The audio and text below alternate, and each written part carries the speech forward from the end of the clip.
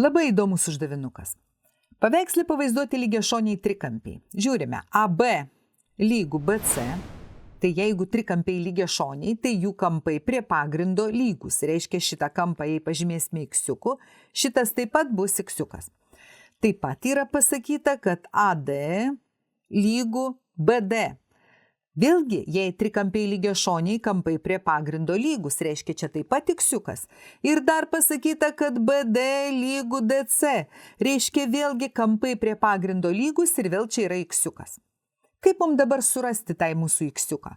Mes turime štai šį trikampį ir žinome, kad trikampio kampų suma yra 180 laipsnių. Reiškia, x plus x plus x plus x yra 180 laipsnių, 4x lygų 180 laipsnių ir iksiukas bus 45 laipsniai. Taigi mūsų tas kampas BAD, kuris yra mūsų tas iksiukas, yra 45 laipsniai.